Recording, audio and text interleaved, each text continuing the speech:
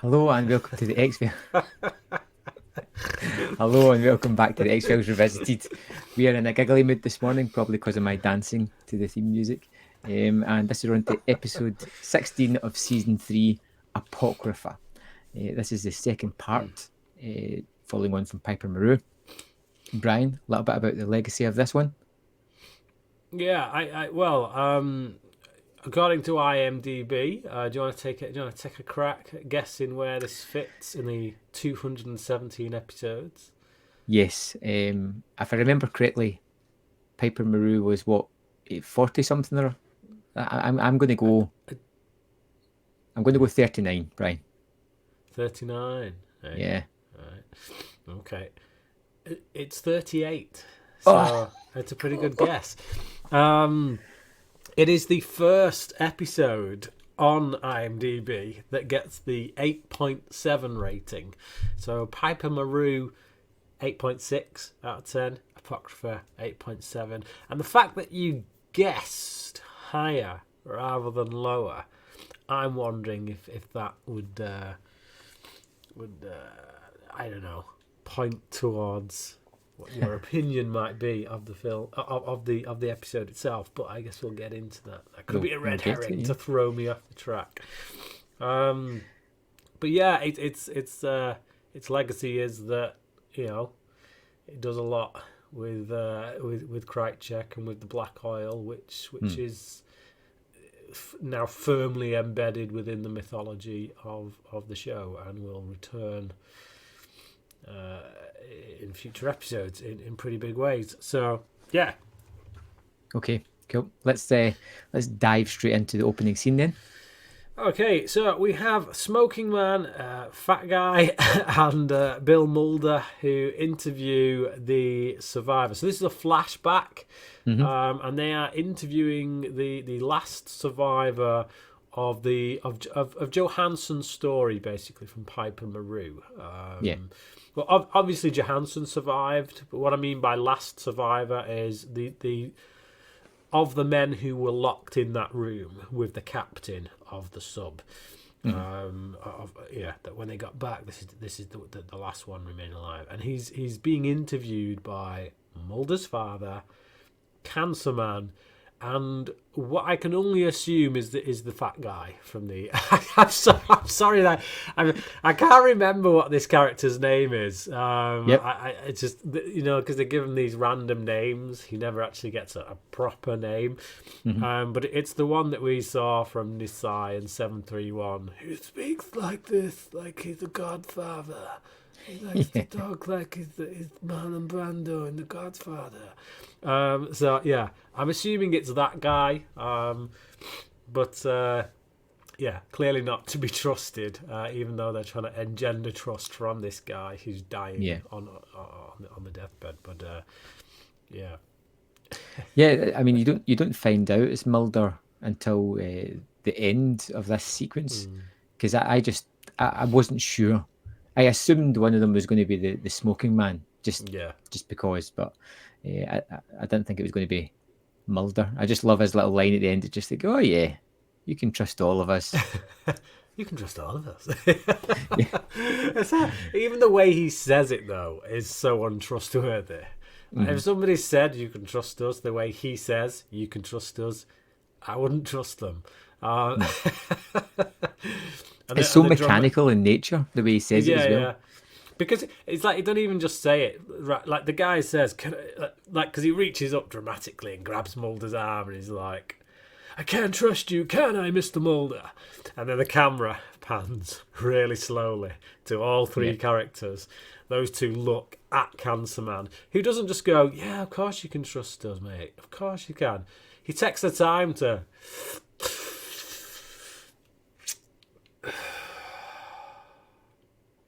You can trust all of us. It's like, I'm not trusting that guy. I am not trusting that guy. Nope. So, okay. You get a flashback in this sequence as well, don't we? You get the flashback to yes, so he tells the story of what happened after Johansson had shut the door on them. And he shows a lot of understanding to Johansson as well, actually. I thought that was a nice touch, just the fact that he knew they were already dead. He accepts that Johansson essentially had to do what he had to do. In a time of war, as he says. In a time of war, yeah. And so we see that this thing, this black oil, this whatever this life form is, kind of oozed out of this captain and disappeared out of the drain. And as he puts it, probably went back into the ocean, wherever. So presumably, it came out of the sub and found that guy in the plane, because they were around at the bottom of the ocean. Guy had just probably crashed the plane conveniently at that time, so the alien hopped into him and then just waited for 40 years or whatever it was. Yeah, I was surprised by this because I had no memory of. Obviously, you see the stuff floating in the eyes, but I had no memory of the black oil coming out of someone at any point. So it was a bit of a, all right, cool. It's pretty grisly, isn't it? The way it's just bleeding out of his mouth and his nostrils and his eye sockets. It's just like, wow, great special effect. It just feels it kind of adds to more kind of questions and unknown factors about this stuff. Which I guess you just every wall you hit and a question just like, it's an alien. It's just like, it's an alien. Does alien stuff. But no, it's super cool and it's a good little throwback right at the start. Just like a real continuation almost, and I really like that. The life cycle of this thing is the forms it takes and its true form, it will be explained over the course of the show. It takes a while to get there. Okay, so we have the opening credits and then we get Scully going to the hospital because obviously Skinner was shot at the end of the last episode, and Skinner tells Scully that he's seen the man who shot him before, and then he gets whisked away.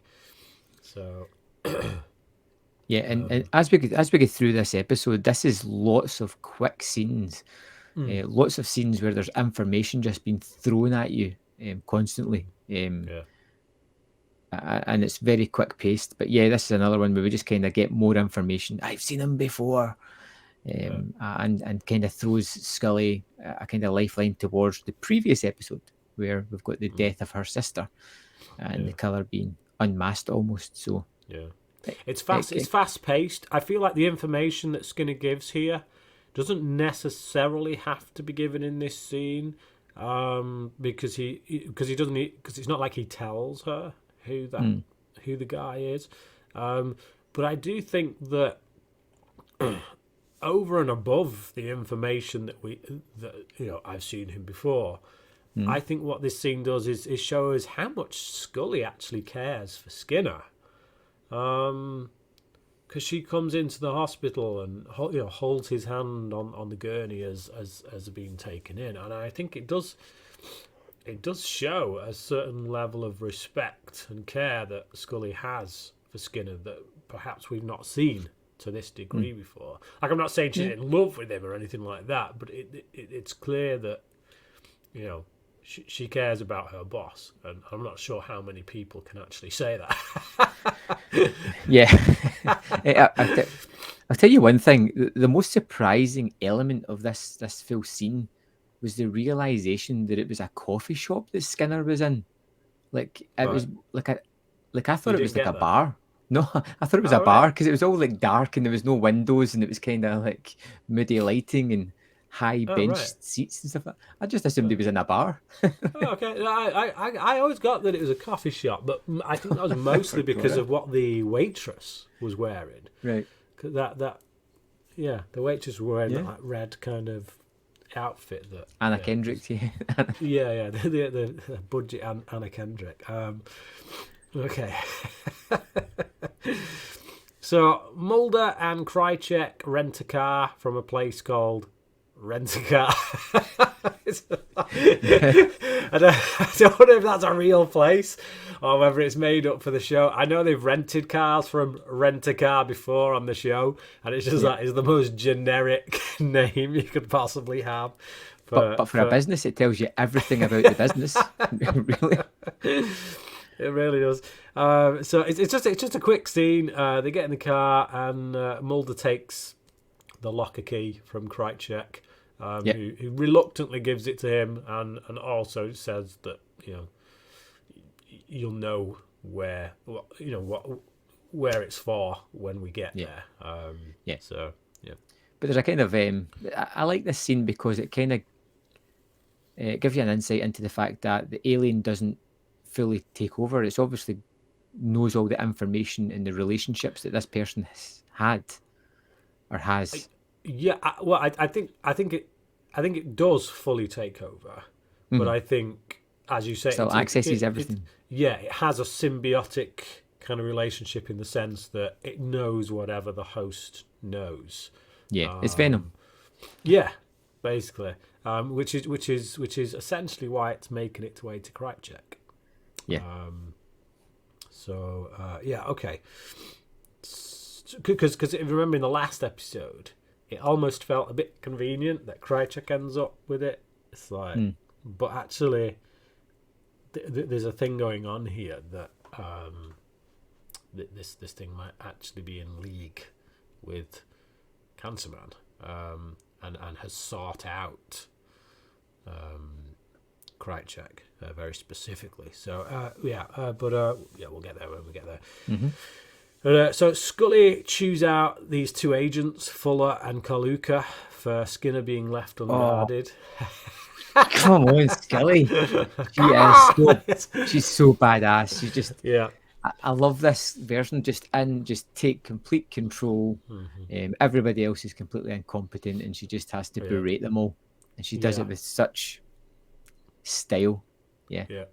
Oh, I love it. This guy, Agent Fuller, the male agent of the two. Now he's been in X-Files before as an agent, as an FBI agent. I think it was Squeeze. It was either Squeeze or Toombs. I think it was Squeeze, and it was the one when Mulder's doing the lie detector test. Where Toombs is doing the lie detector test. I'm sure this is the guy who was like in charge of it. I don't know. I can't remember, but I know. I'm sure this guy has been an agent in the show before, but I don't know if he's meant to be the same agent here. So I would be interested in looking that up and just finding out if this is someone they brought back as the same agent. Because I hate it when they bring back an actor who's been in a previous season, but they bring them back to play essentially the same kind of character, but then they give them a different character name, and it's like, it's just if you're going to bring this same actor back and you're going to give him an FBI agent role again, why not give him the same name and say, oh, there's a bit of continuity there? It's like, it's so far away, first season to third, and like, but it could be that he's a twin, and they both, but when they were younger, the parents separated, and one went with the mum and took her name, and then they both, totally plausible. Yeah, whatever. I just think world building, man. If you just have these characters that, all right, we're going to use this guy pretty regularly, we may as well use him the same. I think what it is that if you're a returning character, they have to pay you more. I think we'll use the same actor because he was good in that kind of role, but we'll give him a different name because then we don't have to pay him as a recurring character. So but anyway, I think I've spent too much on that. But it's just nice to see Scully just blasting these two agents for being incompetent morons. So Mulder and Krycek are run off the road by men looking for the digital tape, and Krycek fries them both, just out of view of Mulder. Yeah, But he obviously still sees a bright light. It comes to enough to see a bright light. yeah. But I think obviously the main thing there isn't that they're trying to hide this from Mulder No. or be shade. It's just that how do we work this situation out so that Mulder ain't so close that he gets his ass fried as well. So yeah, it's just one of those situations where they had to work around that. But And Krychek's light show also saves Mulder from what looks like a bullet to the head, maybe. yeah. I think I think Mulder's probably about to get taken out here. Yeah. So, but yeah, and I love the thing is there's a bit of a, I mean, at this point maybe not so much, although even at this point, to be honest, I think Krychek is often referred to as the whipping boy because basically everyone at some point punches him or kicks him or throws him on the floor or whatever. This is one of the very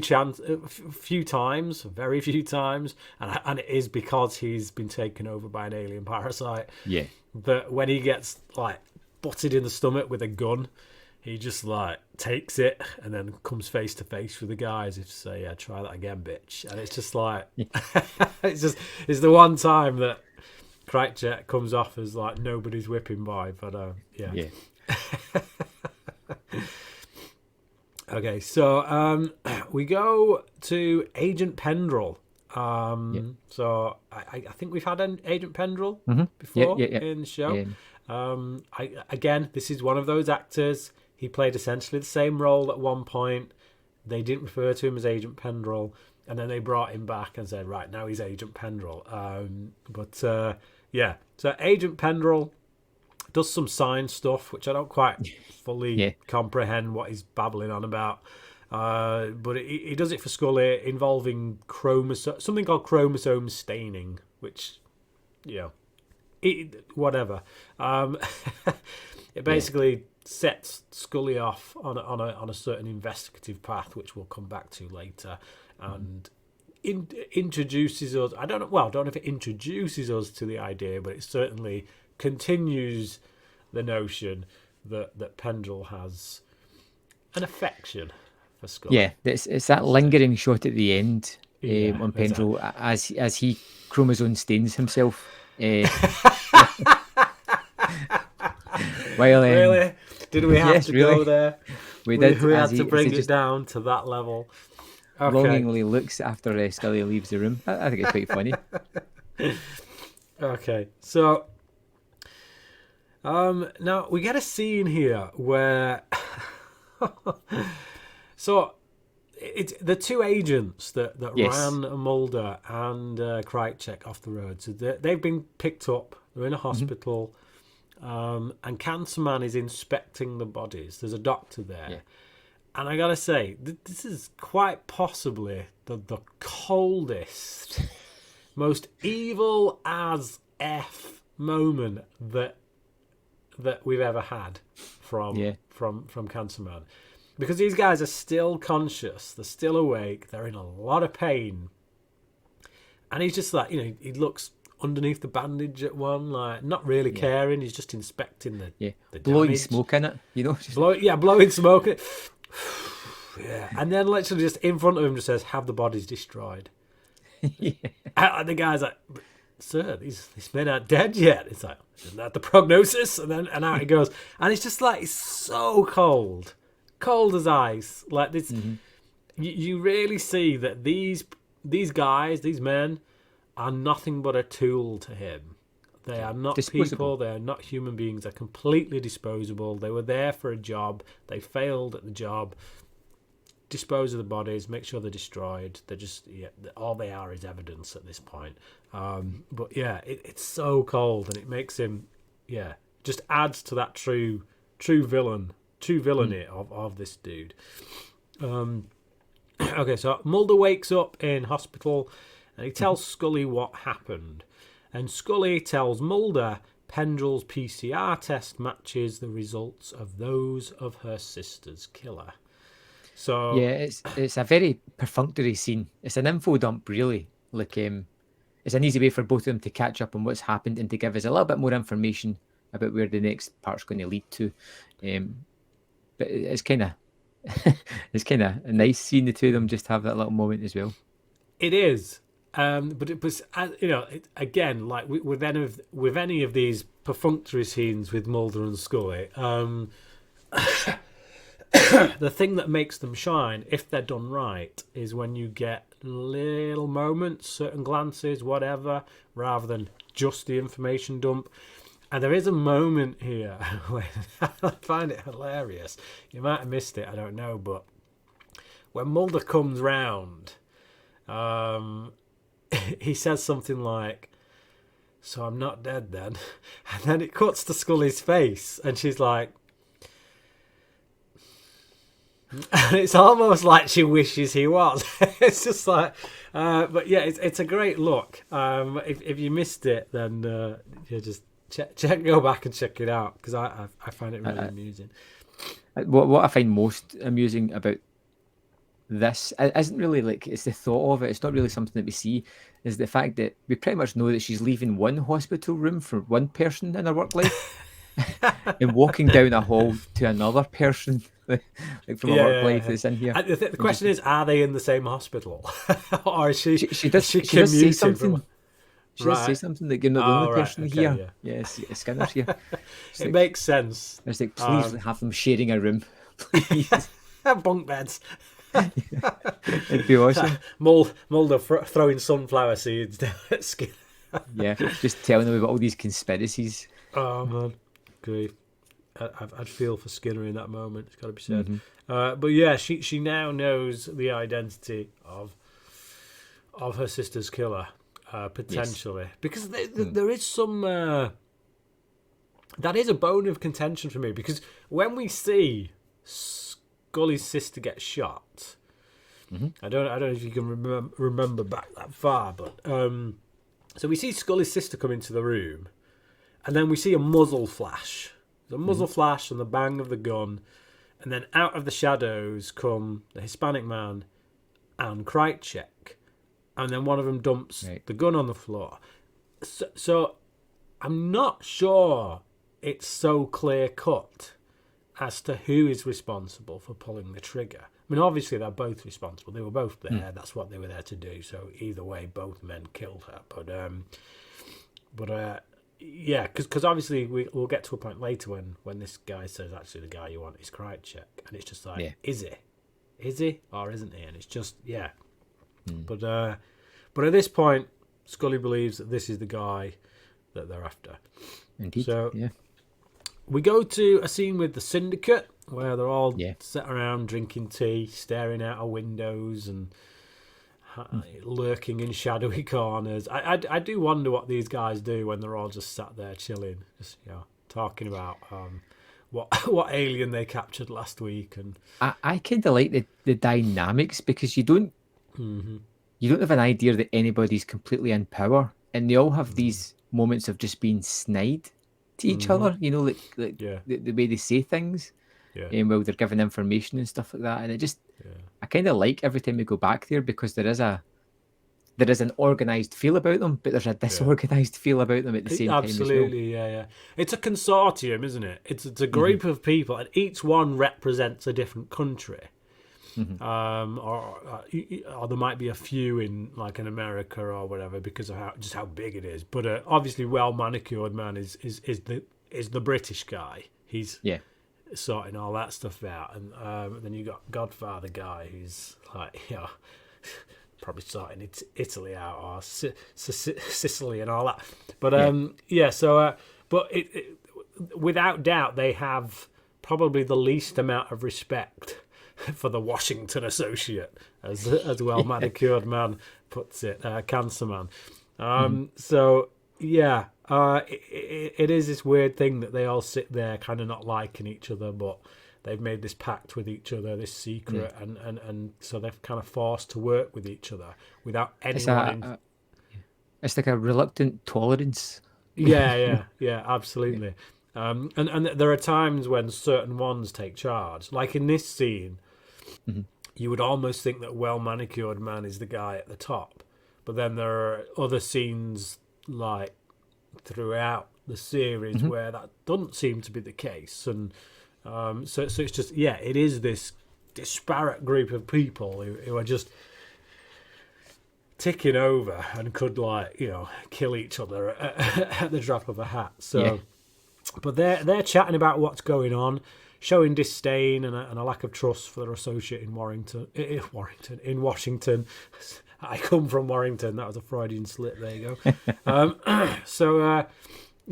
Basically, it's just reminding us, I think, that they are unaware that the digital tape is still in existence, and that this is something that is still lingering over Cancerman's head. It's still this noose around his neck that he needs to get this tape. He's told them that he destroyed it when Krychek was killed. Obviously, neither one of those is true. So he's got this kind of this bell ringing this whole time. But so Skinner tells Scully he was warned to stay away before he got shot, prompting conspiracy theory from Scully. He also tells her where he remembered seeing the shooter. Again, it feels information, because we've already seen a lot of this, but we need Scully to be told it. But there's a line here that I really like, and it's just anger is a luxury you can't afford, which I really like about that one. But I also love how Skinner is bringing up the idea of a conspiracy while at the same time going, it's not a conspiracy. He says, like, I'm not promoting any conspiracy theory here. I'm just saying, because he's a man of facts. Look, the fact is, some guys came beforehand, suggested maybe I should step away from looking into this case. A day later, I get shot in the same place. But it's not a conspiracy. I'm not saying it's a conspiracy. It could just be one of those things. Random guy comes in and shoots you. Just so happens that someone that beat me up prior and maybe shot somebody else had a bad day. So, so Scully types up her notes, stating in voiceover that stating Krychek as... Sorry, I've done a cock up on my notes here. Bad English. So she's saying that in her notes, in a voiceover, that Krychek is the key to unlocking everything that's going on. And then Mulder tells Scully about the oil, his body hopping theory, and the fact that now inside and the fact that it's now inside Krychek, prompting the question, what does it want? Now, I like this sequence for a couple of reasons. Now, I like the fact that Scully doesn't debunk it. She doesn't mock him. She doesn't try to offer up some other kind of rationale. And there's a dubiousness as to whether Scully believes him or whether her attentions and focus are elsewhere on her sister's killer that is kind of not want to bother rocking the boat, because ultimately they're both after the same thing, get to Krychek and get to figure out what's going on. So I kind of like this scene because it doesn't spell everything out for you. It gives you a couple of different avenues, and they're all kind of fun to look at. Yeah, I would probably lean on the latter at this point, but also I think Scully is open-minded at this point, because obviously she heard the testimony of Johansson. Although they said they were going for a nuclear bomb. But I think she's open to the fact that there was something down there. But if it came from the ocean, then that doesn't necessarily mean it has to be extraterrestrial. I think Scully, because we've seen Scully like before. I mean, Scully saw the Flukeman, in season 2. She was very open to that. She accepted that. She looked at the science of that. It was Earth based. So, this organism thing, Scully might not be fully on board with it, but she accepts Mulder has seen stuff, and she also I think she would also rationalise it in a way that's like, well, this thing came from the ocean, not from up there. So what we might be looking at here is a parasitic life form from the bottom of the ocean. But she doesn't even like try to rationalize. She's just not interested in that. It's just well, like you say, I think right now her focus is on getting the guy who shot her sister. That's literally all she's seeing right now. She's got tunnel vision at this point. Yeah. Cracking. And then we can have a little bit of a detour as we go to the latest Disney thing, the Ice Skating Gunman, which, to be honest, had me chuckling almost immediately, Brian. I love the fact that do you not think they come across a bit lame in this scene? I can just marvel that they can actually ice skate. Like, one of them nearly trips. I can't remember which one it is, but he does this little pirouette thing, and you see him go. It's just like, because obviously it's also a camera trick to establish that all three guys are there. We need to see, all right, they're all at it. But we seem to spend an inordinate amount of time as they just watching them as they skate around. Byers gives someone a cheeky nod, and then we see Langley, who kind of nods back, and then he just skates for a bit. He's going around, does his little pirouette. There's a cheeky little nod, and we see Frohickey a cheeky little nod back, and then we see Frohickey doing a little skate around, and then Frohickey kind of does a bit of a nod, and they come off and they go for the tape, and it's just like, it's like, first of all, if anybody is watching, they're giving themselves away by the whole kind of thing, and it's just like, it just seems to go on for a bit. Have you not established by now that there's no one there watching? But I don't know, for me this comes across as one of their lamer moments. I mean, right. I do think they are meant to be a bit lame as well anyway. When they were first established, they were always that kind of kooky. They're guys who clearly know their stuff, but fancy themselves as like Mission Impossible kind of agents. And but I think it's fun. And in the midst of all this seriousness that's going on, it's a little bit of levity, just to break the tension a little bit. And to be honest, I like these guys being silly, and it kind of builds up their mythology a little bit. I like them. So to be honest, like I said, as soon as it started, I was chuckling away. I thought it was great. I really enjoyed it. I didn't mean it as a criticism, by the way. Right. It's just an observation of who these guys are, and just reminding us that actually, these dudes did start out as the wacky conspiracy nuts who are maybe a bit a bit Max Fennig about them. Okay, so the lone gunmen recover the empty case. We never did we get anything about how they found the locker? Because I know they have the key. Like, so we can only assume that the lone gunmen somehow they got that, they got the code off that was on the key, because there was a number on the key, and they somehow figured it out. It's unimportant. I would like to think that they frequent the ice skating parks so much that they instantly just knew that's where the lockers came from. Well, they knew it was in Washington, so that narrows it down anyway. Okay.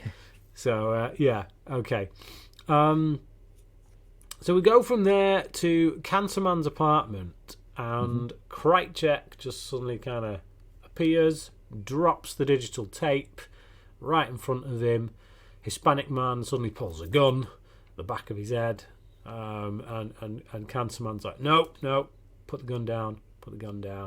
And it's almost like, to me at any rate in this scene, the vibe I'm picking up, and this may have come from a phone call that we've not seen or something. It seems to me that Cancerman knows already that the alien is inside Krychek, and that he's already established this deal that, look, you bring me the tape, you can have your ship, and at the same time you're getting rid of Krychek for me. I don't know if I was reading between the lines a lot of the time during this episode because, like I feel like Cancer Man knows because the two guys he's sent to capture Krychek have been burned, so Yeah. there's that inference. There's a throwaway comment that the Smoking Man has moved the UFO. The UFO, as one of the guys UFO, say. yeah. UFO. So like the information is all on the tape, like that he has, and I've got a feeling like all the alien wants is to get to its craft. Yeah. And by Smoking Man moved it, he's now got the upper hand. So you've got a kind of feeling that maybe Krychek has went to where the UFO should have been, and it's not there, and is now forced to deal with him for it. You know? Oh yeah. That's a good catch. Good catch. So, devious it's little never bugger, innit? Yeah, it's never said, but I think it's kind of like between the lines, like I said. Yeah, because even the Syndicate are like, why have you moved the UFO? What possible reason? And he comes out with some BS reason for it. But yeah, like you say, it's given him the upper hand. He knows the aliens in Krychek. He knows what the alien's after, so he moves it, forcing the alien to get in touch. Deal. And then so he's like, look, you want your ship, I want the tape, I also want rid of Krychek. Let's kill 3 birds with 1 stone. So yeah. Okay, so the Syndicate chew out Cancer Man for his mishandling of Skinner's shooting. Yeah, but I feel at the same time he doesn't care. You know, it's like so not bothered. But the thing is, I think that's because right now he feels he's quite smug at this point because he's wrapping up these loose ends that he's been dying to get wrapped up for ages, and these are kind of so these elements, what Krychek still being alive, the DAT tape still being out there, they're the elements that could put a noose around his neck. Or could allow the rest of the Syndicate to say, look, you're done. We can't trust you. That's it, you're out.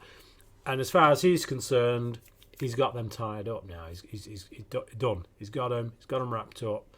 He's back to where he was before, so they can't touch him. And I think that leaves a certain level of smugness about him. And that's when he drops the line about having moved the UFO as well, isn't it? So, it's just that there's a kind of, I would say, almost a lack of respect between these guys. Yes, yeah. Definitely. You just a feeling reading, especially I find between Well Manicured Man and Cancer Man, and maybe it's that British American thing. I don't know. It's just, but the two of them really do not like each other. Okay, so.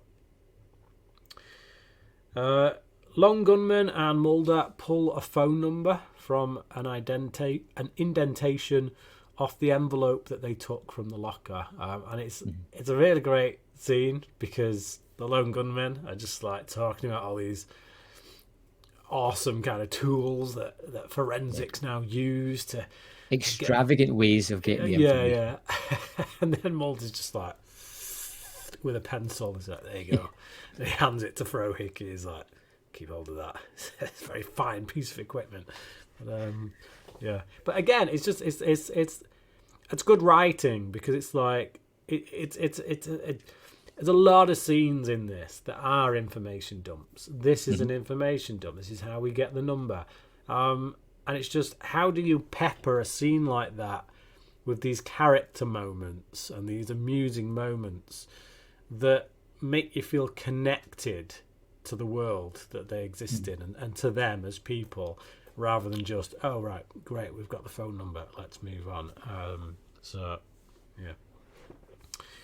Mulder calls the number and he speaks to the well-manicured man who arranges to meet him. It's just that's the scene. Joining the dots. Yeah, I like the kind of shock on well-manicured man's face when he's like, how did you get this number? And then like when Mulder says something and then he's like, he's surprised in his face and goes, it's Mr. Mulder, isn't it? And it's like, yeah. So that's a nice moment, but there we go. Fuller and Kaluka ID Luis Cardinal. So they're not, totally incompetent.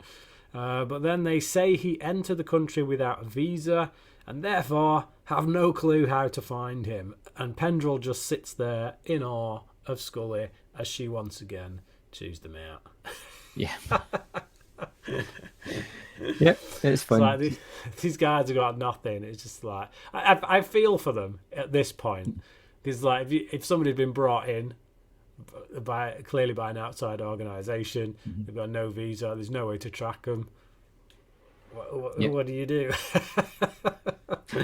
I kind of like, again, it's another info dump, right? But it's proper procedural.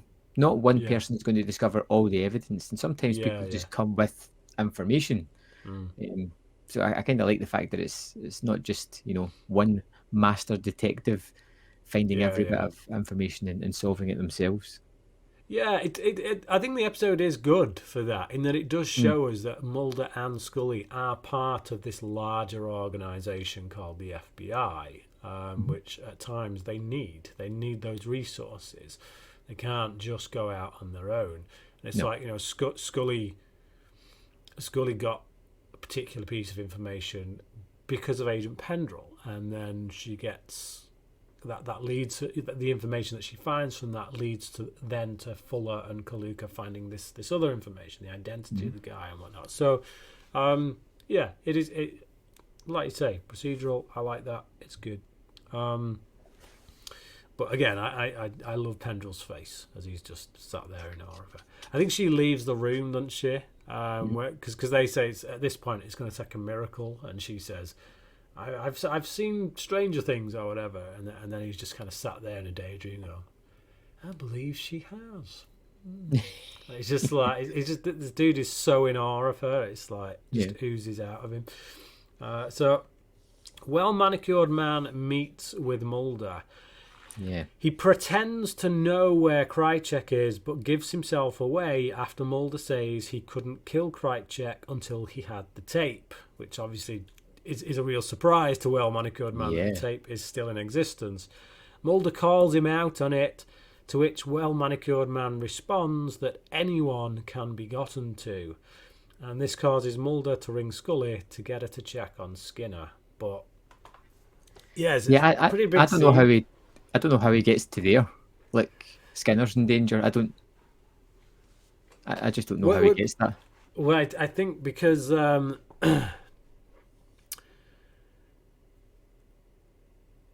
so we've got this evidence with the DAT tape, part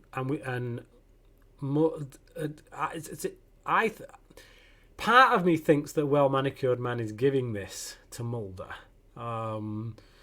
but obviously the consortium they're trying to clean everything up. They want all evidence gone, and so there's this kind of almost like tete-a-tete between Mulder and well-manicured man, in which Mulder is saying, look, I've got all the cards, there's nothing you can give me, and well-manicured man says, Agent Mulder, you of all people should know that anybody can be gotten to. And I feel like that's kind of it. Maybe it's too subtle, but I feel like that's him saying, look, we are still trying to tie up these loose ends. We need to get rid of this tape. We need to find Krycek and kill him. And we need to make sure that Skinner's dead. And we've already seen that well-manicured man was not happy about the decision to kill Skinner. He thought that was the wrong choice. He says as much to Cancer Man. So I almost feel like he's telling Mulder here, look, you're not looking at everything. You think it's all about the tape. You think it's all about Krycek, but you still need to protect Skinner here. So again, I don't get that. But other than that sequence, because I still don't I still don't think it's as clean cut as that, but I feel like there's a moment where Mulder says something, and you've got this stony-faced British guy who literally gives everything away with a look. He's like, it's like shock. It's like real shock. Yeah.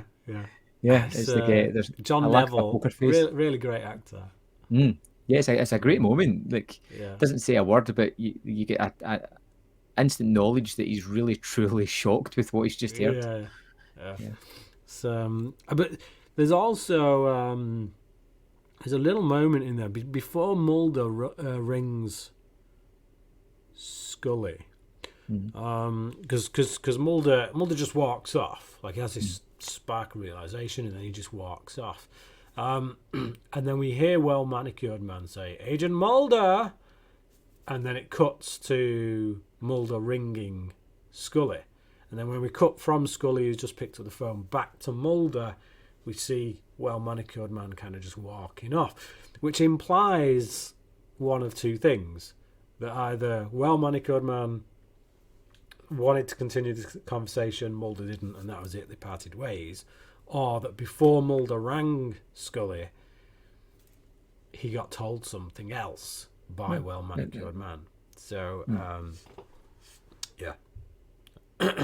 So who knows what he told him, but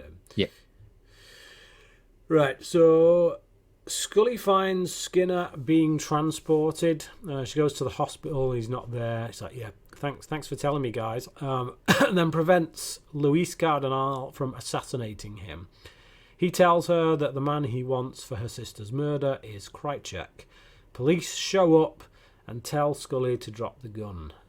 Question is, do you think she would have done it? No.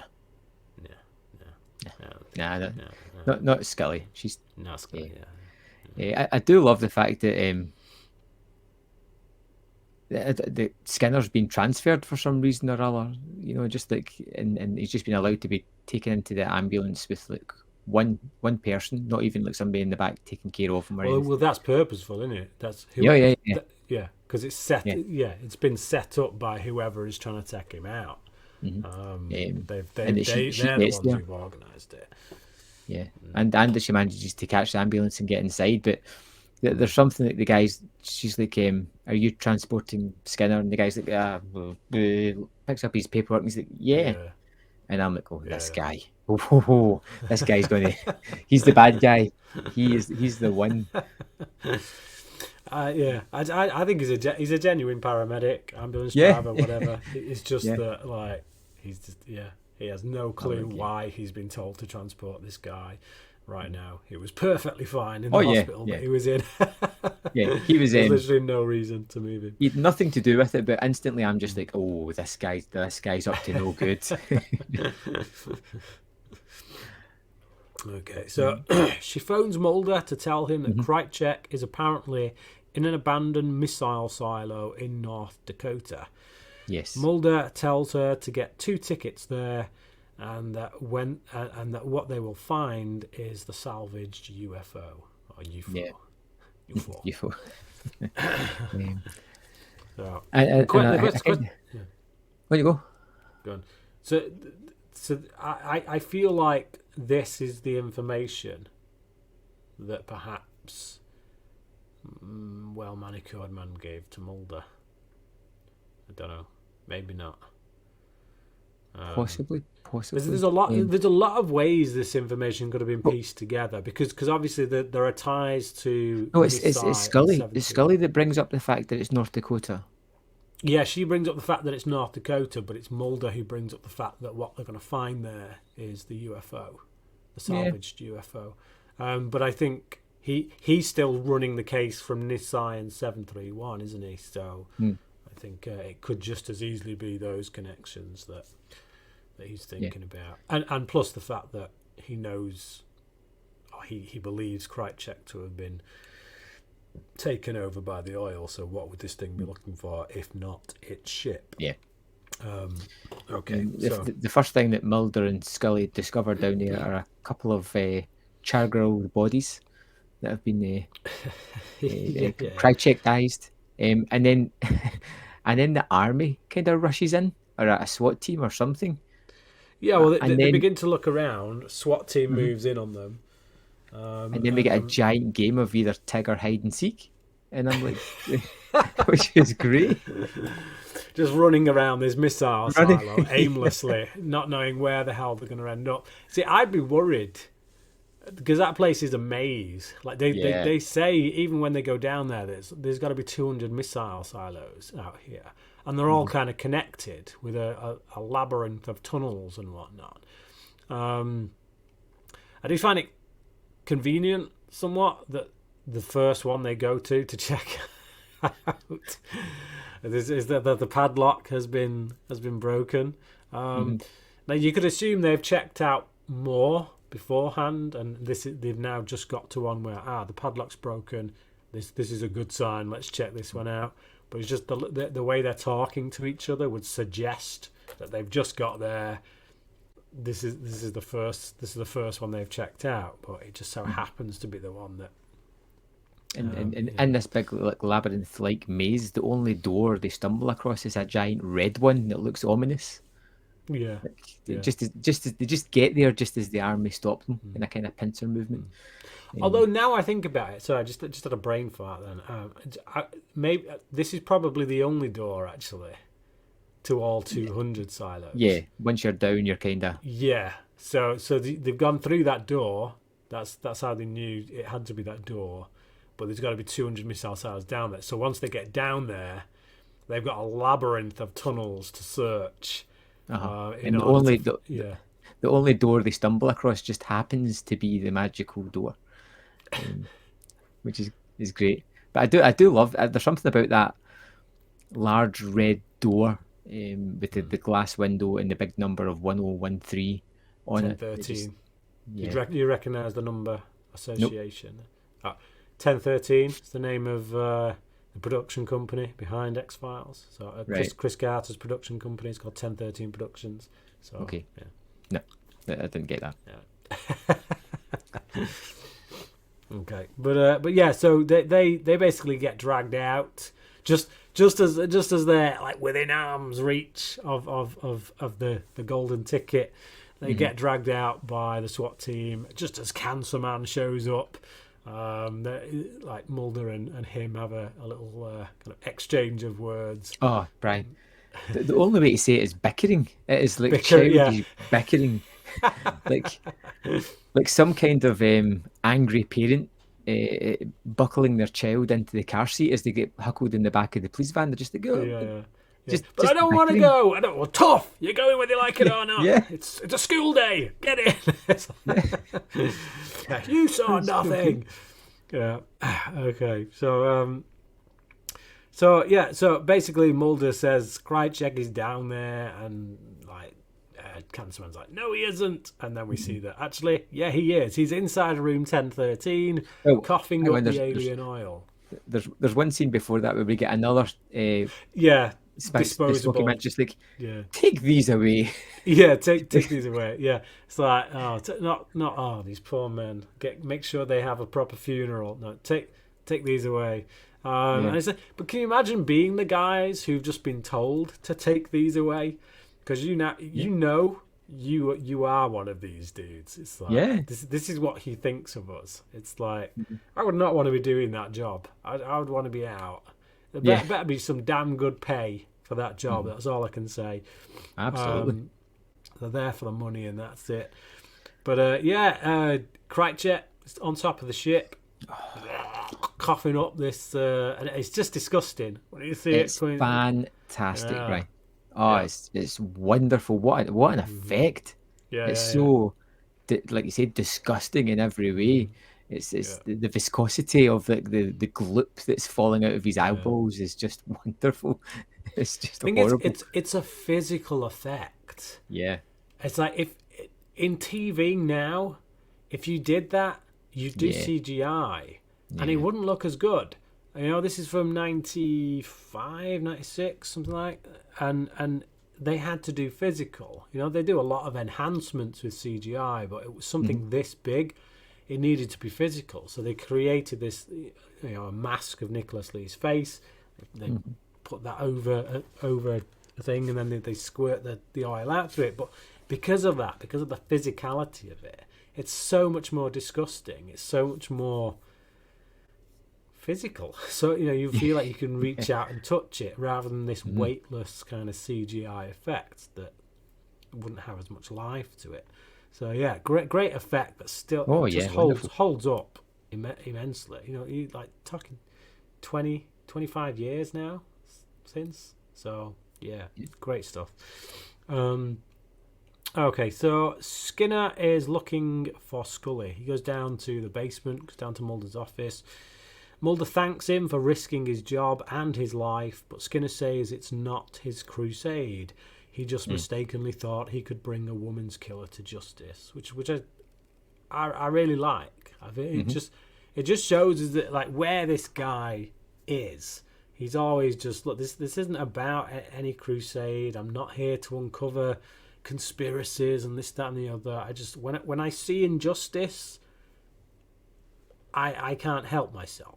That's what I'm about. I got into the FBI for the purposes of pursuing justice, and that's always was. So yeah, it's a nice moment between Mulder and Scully. Indeed. Mulder and Skinner, I should say. So Mulder goes to tell Scully, because Scully is at Melissa's graveside. She goes to tell Scully that Cardinal was found dead in his cell, made to look like a suicide. And then Scully echoes the words of Johansson from the previous episode, that we bury our dead alive, that they speak to us from beyond the grave, demanding justice. And then we see Krycek trapped in the silo. Going, let me out! And if that ain't justice for you, then I don't know what is. Now, it turns out he doesn't stay there. but like, if he did, that certainly would be justice. But yeah, it's kind of the theme in many ways.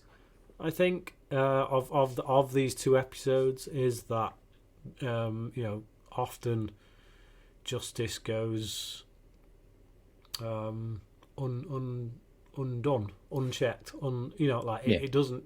Yeah, a lot of people go to the grave without ever getting justice, and things remain buried, remain hidden, and people die for nothing as a result at the end of the day. So it's good stuff. Do you wanna wrap up, give your score?